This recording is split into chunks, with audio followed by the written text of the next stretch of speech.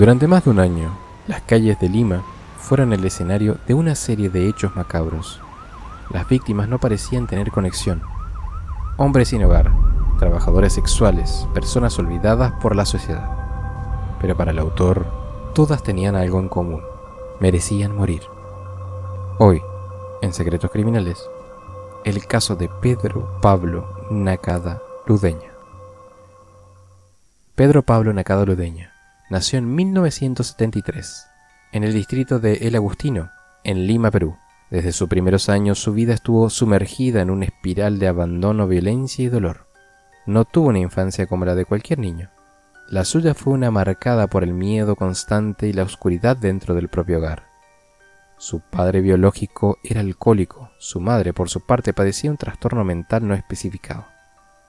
Dentro de esa casa no existía la ternura ni la protección, solo gritos, golpes y silencio. Pedro fue víctima de constantes abusos físicos y psicológicos, tanto por parte de sus padres como de sus propios hermanos. Aquella infancia cruda y sin refugio le arrebató no solo la inocencia, sino también cualquier vínculo sano con la realidad. A medida que crecía se fue apartando de los demás. Se convirtió en un adolescente introvertido, inestable, con cambios de humor repentinos y con una necesidad obsesiva de encontrar sentido a su existencia.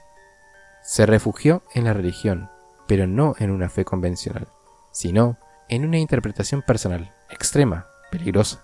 Comenzó a leer la Biblia como si fuera un manual de guerra, y con el tiempo, convencido de que había sido elegido por Dios, dijo haber empezado a escuchar voces.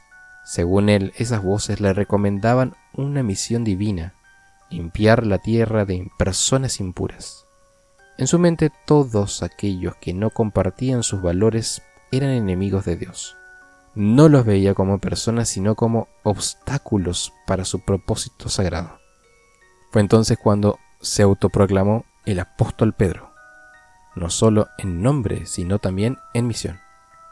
La combinación entre sus traumas, su aislamiento social y un evidente trastorno psicológico no tratado lo convirtieron en una bomba de tiempo, una que, tarde o temprano, estallaría, y lo haría con consecuencias devastadoras.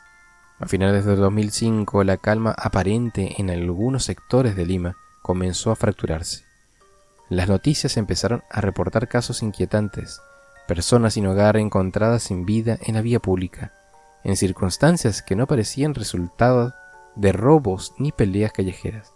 Lo que al principio se atribuyó a la violencia común de la ciudad, pronto comenzó a mostrar una serie de coincidencias inquietantes. Las víctimas compartían un patrón: eran personas marginadas, sin vínculos familiares conocidos, sin documentos o con escasos accesos a ayuda social. Con el tiempo, esa lista se amplió: trabajadores sexuales, hombres homosexuales, personas con adicciones, todos aquellos que, a ojos de la sociedad, solían pasar desapercibidos, pero para Pedro Pablo Nakada eran objetivos cuidadosamente seleccionados. Utilizaba un arma de bajo calibre, lo que hacía que los primeros indicios no llamaran la atención de las autoridades. Sus actos eran limpios, sin forcejeo, sin testigos, como si hubiera estudiado cada movimiento. En los lugares donde actuaba, el silencio era absoluto y su presencia pasaba tan desapercibida como un susurro. Pero que lo más perturbador fueron los mensajes. En más de una escena se hallaron fragmentos de papel con citas bíblicas escritas a mano. Algunas estaban pegadas en las ropas de las víctimas, otras simplemente dejadas en el suelo como si fueran parte de una especie de ritual.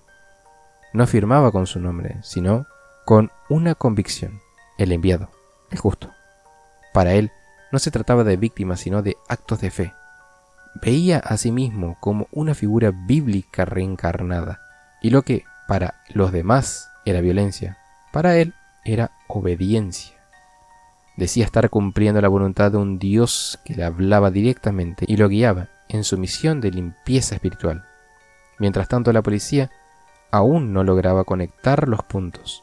Las víctimas eran de diferentes edades, géneros y sectores. No había conexiones aparentes entre ellas, excepto que, para Nakada, todas representaban el mal que debía erradicar. Con cada nuevo hecho, Pedro se volvía más metódico y más peligroso.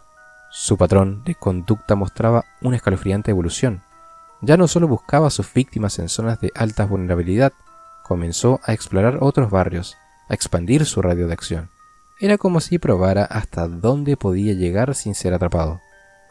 Recorría las calles en silencio, con una mirada fija y desconectada, como si habitara una realidad paralela. Estudiaba a las personas, observaba sus rutinas, analizaba sus gestos, no actuaba por impulso. Planeaba, sabía cuándo alguien estaría solo, en qué momento no habría testigos y qué ruta tomaría para desaparecer sin dejar rastro. A menudo caminaba largos tramos antes de atacar, conocía atajos, pasajes oscuros y callejones sin salida que usaba a su favor. Incluso llegaba a cambiar su apariencia, ropa diferente, gorros, lentes. Sabía que, en una ciudad tan grande y caótica como Lima, lo importante era no parecer sospechoso. Para la policía su rastro era casi invisible. No había huellas, no había cámaras y los pocos testigos que alguna vez lo vieron describían a alguien normal, incluso tranquilo. Esa capacidad de pasar desapercibido era parte de lo que lo hacía tan peligroso. Con el tiempo, y en ciertos barrios, comenzó a circular el rumor de que algo extraño estaba ocurriendo. Algunas personas hablaban de un justiciero, otros simplemente decían que había un loco suelto.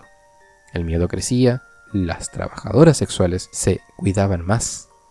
Las personas en situación de calle cambiaban de zonas, buscando lugares más concurridos, pero no era suficiente. Pedro creía estar ganando una batalla espiritual. Tenía una libreta donde anotaba versículos, nombres y hasta justificaciones para sus acciones. Se sentía elegido.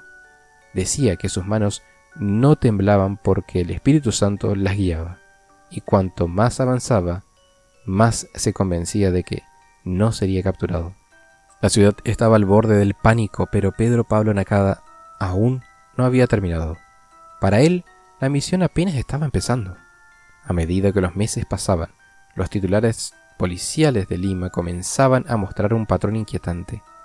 Personas en situación de calle, trabajadores sexuales y miembros de la comunidad LGTB eran hallados sin vida en distintas zonas de la capital peruana. No había testigos, no había cámaras, solo quedaba cuerpos sin vida y una ciudad cada vez más sumida en el miedo. Los detectives que llevaban los casos no tardaron en notar ciertas coincidencias. Las escenas presentaban elementos perturbadores, mensajes religiosos escritos en hojas de papel, pasajes bíblicos subrayados con tinta roja y a veces pequeños objetos religiosos dejados cerca de las víctimas. No era el accionar de alguien impulsivo, era un patrón metódico calculado. Los investigadores comenzaron a trabajar en un perfil criminal. La presencia de elementos religiosos y la selección de víctimas, consideradas por el agresor como pecadoras, sugerían una mente profundamente perturbada, guiada por una ideología distorsionada. El perfil apuntaba a un hombre solitario con trastornos mentales y posiblemente fanático religioso. La presión mediática comenzó a crecer y los vecinos de varios distritos vivían con miedo. No sabían si esa persona que pasaba por la vereda era el siguiente blanco o el responsable de los hechos. Finalmente, el 1 de diciembre del 2006, todo cambió. En el distrito de Chorrillos, un ciudadano denunció que un sujeto desconocido lo había amenazado con un objeto sospechoso. La policía acudió de inmediato. Se produjo una persecución breve, en la que el sospechoso intentó huir por callejones y descampados, pero fue reducido. Al revisarlo, hallaron una pistola calibre 9 milímetros, varios proyectiles y dentro de su mochila una Biblia, hojas con versículos subrayados y una lista. Una lista de nombres con anotaciones al lado, algunos tachados. Su nombre era Pablo Pedro Nakada Ludeño. En la comisaría, lejos de negarlo, Pedro comenzó a hablar, con voz tranquila, casi ceremonial. Narró lo que había hecho. Aseguró que todo formaba parte de una misión encomendada por Dios, que había sido elegido para limpiar el mundo de pecadores y que sus actos eran justos. Confesó haber dado muerte a más de 25 personas. Algunas víctimas, aseguró, fueron avisadas antes, otras simplemente no merecían vivir.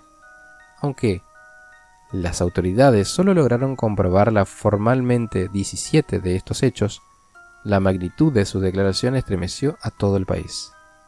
Los peritos confirmaron que Nakada actuaba solo, no tenía cómplices, no pertenecía a ninguna secta, era un solitario, con una mente fragmentada, pero con una lógica interna que él consideraba infalible. Una lógica nacida del dolor, la violencia y la enfermedad. Su juicio, en uno de los más mediáticos de la historia reciente de Perú, no solo por la brutalidad de los hechos, sino por la personalidad del acusado. Durante las audiencias, Pedro mantuvo una actitud distante, casi inexpresiva. Hablaba con voz baja pero firme. Nunca lloró, nunca pidió perdón. Sus declaraciones fueron tan perturbadoras como reveladoras. No fue odio, fue justicia divina, repetió en varias ocasiones. Afirmó que escuchaba la voz de Dios dándole instrucciones y que todo lo que había hecho estaba escrito en las escrituras, si se sabía leer con los ojos correctos. La defensa solicitó un peritaje psiquiátrico que terminó siendo clave en el proceso. Los expertos determinaron que Nakada sufría de esquizofrenia paranoide, un trastorno mental grave característico por delirios y alucinaciones. Su fanatismo no era solo religioso, sino producto de una mente quebrada desde su infancia. Sin embargo, el tribunal también consideró que Pedro había actuado con suficiente organización, planeamiento y conciencia como para ser considerado imputable. En otras palabras, entendía la gravedad de sus actos, incluso si su motivación venía de una distorsión mental. Pedro fue sentenciado a cadena perpetua por 17 hechos confirmados. Su frialdad durante el juicio causó indignación pública. No hubo muestras de remordimiento. Para él, había cumplido una misión sagrada. Con el tiempo, su salud mental se deterioró aún más. En los años siguientes, las autoridades decidieron trasladarlo a un hospital psiquiátrico de máxima seguridad, donde permanece internado hasta hoy. Su diagnóstico de esquizofrenia requiere tratamiento constante y su contacto con el exterior es mínimo.